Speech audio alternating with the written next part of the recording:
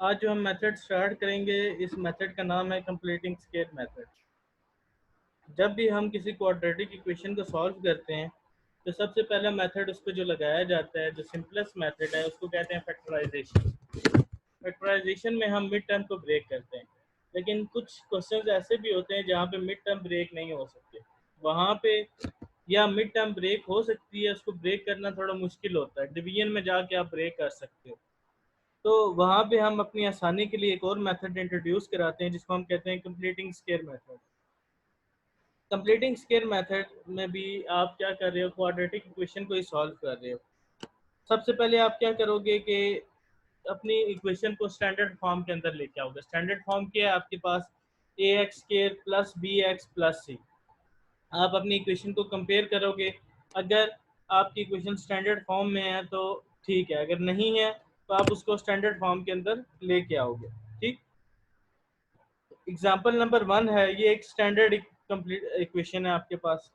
तो सबसे पहला स्टेप क्या होता है कि आपको क्वाड्रेटिक इक्वेशन में ए बी सी की वैल्यू का पता होना चाहिए। फर्स्ट स्टेप ये है कि आप सी की वैल्यू को इक्वेशन के लेफ्ट हैंड साइड से उठा के राइट हैंड साइड पे ले जाओगे। ठीक है, तो फर्स्ट स्टेप में इसने क्या किया है, यहाँ पे सी क्या है, -4। -4 जब इक्वेशन के यहाँ से दूसरी तरफ जाएगा तो +4 हो जाएगा। ठीक, ये आपके पास फर्स्ट स्टेप है। सेकंड स्टेप क्या है कि आपके पास जो बी की वैल्यू है, बी की वैल्यू क्या है, -3। बी की जो भी वैल्यू होगी इसको आपने 1/2 के साथ मल्टीप्लाई कर देना है। तो ये क्या हो जाएगा आपके पास, -3/2। इसका स्केयर आपने बोथ साइड पे इक्वेशन के ऐड कर देना है। ठीक है, तो मैंने क्या किया कि -3/2 का होल स्केयर इधर भी ऐड कर दिया, इधर भी ऐड कर दिया। अब बहुत से लोग जो है यहाँ पे ये वाला साइन नहीं डालते, तो इससे कोई फर्क नहीं पड़ता, क्योंकि मुझे पता है कि जब भी मैं किसी टर्म का स्केयर करूंगा तो उसका स्केयर हमेशा मुझे पॉजिटिव वैल्यू ही देगा। ठीक, तो आप यहाँ पे माइनस का साइन लिखें या ना लिखें ये आपकी अपनी मर्जी है, लेकिन प्रेफर यही करूंगा कि यहाँ पे लिखें ताकि आपको पता चले आप कर क्या रहे हैं। ठीक, इसके बाद नेक्स्ट स्टेप क्या है कि आपने ये वाली जो साइड है इसको क्लोज करना। इसको क्लोज करने का तरीका ये होता है कि ये एक्स आप लिख लेते हो, स्केयर नहीं लिखोगे। ठीक है, फिर ये वाला साइन आ जाएगा माइनस, फिर ये वाली टर्म आ जाएगी 3/2। ठीक है, और आप इसका होल स्केयर लिख दोगे। ये इस साइड को क्लोज करने का मेथड है। यहाँ पे कुछ भी हो सकता है, क्लोज करने का मेथड यही है कि आपने एक्स लिखा, आपने ये माइनस का साइन लिखा, और आपने 3/2 लिख के इसका होल स्क्वायर कर दिया, तो ये साइड आपके पास क्लोज हो गई। ठीक, उसके बाद इस साइड को आपने सॉल्व करना है। इस साइड को सॉल्व करने का तरीका क्या है कि सिंपल प्लस माइनस है, और इसी तरह आ जाएगा। इसका स्क्वायर ओपन कर लें, ये आ जाएगा आपके पास 3 -3 का स्क्वायर 9, और 2 का स्क्वायर जो है आपके पास 4 होता है। क्योंकि होल स्क्वायर है तो आपके पास ये माइनस का साइन यहाँ से खत्म हो जाएगा। ठीक, अब यहाँ पे आपके पास 4 + 9/4 है, तो यहाँ पे सिंपल एडिशन नहीं हो सकती, तो यहाँ पे मैं एलसीएम लेके मुझे इसको सॉल्व करना पड़ेगा। एलसीएम क्या होगा इसका, यहाँ पे 1 है, यहाँ पे 4 है, तो एलसीएम लिया 4 ही एलसीएम आएगा। 1 4 × 4 और 4 4 × 16 आ गया, 4 1 × 4, 1 9 × 9, तो ये आपके पास आ जाएगा 25/4। ये वाली साइड इसी तरीके से आपकी रहेगी। यहाँ तक किसी को कोई मसला? नहीं सर। अब नो आपने सर। अब आपने इस स्केयर को ख़त्म करना है। इस स्केयर को ख़त्म करने के लिए आप क्या करोगे, बोथ साइड पे आपने अंडर रूट ले लेना है। ठीक है, इस साइड पे भी अंडर रूट ले लिया, इस साइड पे भी अंडर रूट ले लिया। आपको पता है कि जब भी हम अंडर रूट लेते हैं तो अंडर रूट हमें प्लस माइनस के साथ आंसर देता है। ठीक, तो इसका तो अंडर रूट ये कैंसिल हो जाएगा, ये बच जाएगा x -3/2, फिर ये आ जाएगा आपके पास +-5/2, क्योंकि 25 का अंडर रूट 5 होता है और 4 का अंडर रूट 2 होता है। ठीक, अब मैं क्या करता हूँ कि जो -3/2 एक्स को यहाँ पे अकेला कर देता हूँ, तो ये -3/2 जब दूसरी तरह साइड पे जाएगा तो +3/2 आ जाएगा। ठीक, और इसको मैं प्रेफर करूंगा कि प्लस माइनस से पहली वाली टर्म ही लिखूं, बजाय इसके कि +-5/2 के बाद में लिखूं। ठीक है, उससे फर्क कोई नहीं पड़ेगा, लेकिन अपनी आसानी के लिए मैं क्या करता हूँ कि ये जो -3/2 है इसको मैं पहले लिखूंगा और देन +-5/2 को लिखूंगा। यहाँ पे माइनस का साइन चेंज इस वजह से हुआ है कि इक्वेशन की एक तरफ से दूसरी तरफ गया है। ठीक, अब ये जो मेरे पास चीज आ गई है इसको मैं एक बार प्लस में भी लिख सकता हूँ और एक बार माइनस में भी लिख सकता हूँ। तो मैंने एक बार इसको प्लस में लिख लिया 3/2 प्लस 5/2, और एक बार यहाँ पे माइनस में लिख लिया 3/2 माइनस 5/2। अब सिंपल इसका एलसीएम लेके इसको सॉल्व कर लिए तो मेरे पास दो जवाब आ जाएंगे, एक आंसर आ जाएगा 4, एक आ जाएगा -1। इस क्वेश्चन में किसी को कोई मसला? No sir. जी उर्वा। No sir. हुनैन आपको आवाज आ रही है?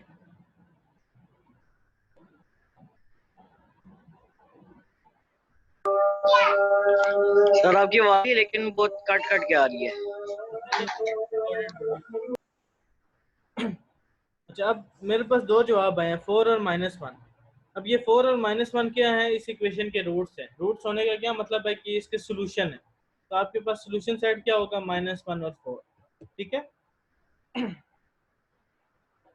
एग्जाम्पल नंबर 2 है हमारे पास, 2x² - 5x - 3 = 0। इसको भी आपने कंप्लीटिंग स्क्वायर मेथड के तहत सॉल्व करना है। ठीक है। सबसे पहला स्टेप वही होता है कि आपने अपनी इक्वेशन को कंपेयर करना होता है स्टैंडर्ड इक्वेशन के साथ। स्टैंडर्ड इक्वेशन आपके पास क्या है? ax² + bx + c। तो अगर मैं इस इक्वेशन को उसके साथ कंपेयर करूं तो यहाँ पे a क्या है? 2, b क्या है? -5 और c क्या है? -3। तो ये मेरी स्टैंडर्ड इक्वेशन के साथ मैच कर रही है।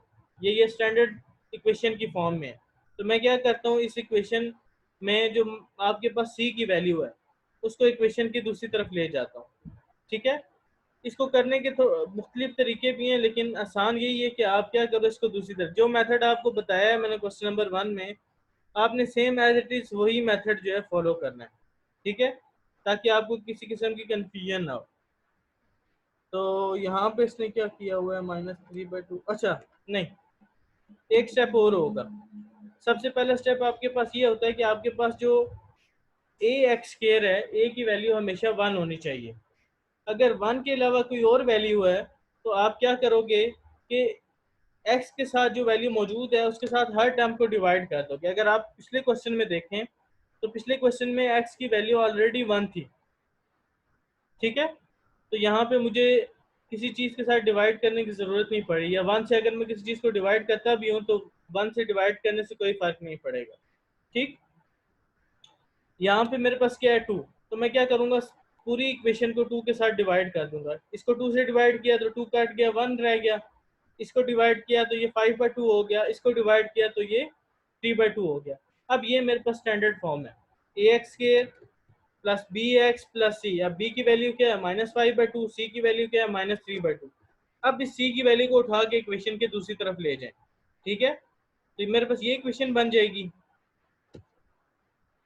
अब आपने क्या करना है कि जो आपके पास b वाली वैल्यू है, b वाली वैल्यू क्या है? -5/2।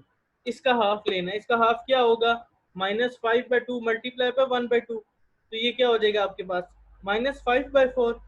इसके होल स्क्वायर को आपने बोथ साइड पे ऐड कर देना। ठीक है। तो यहाँ भी मैंने ये ऐड कर दिया, यहाँ भी ऐड कर दिया। अब अगेन आपने इसको क्लोज फॉर्म में लेके जाना है। x लिख लिया आपने, देन माइनस के साइन आ गया, 5/4 आ गया और इसका होल स्क्वायर। ये साइड क्लोज होगी।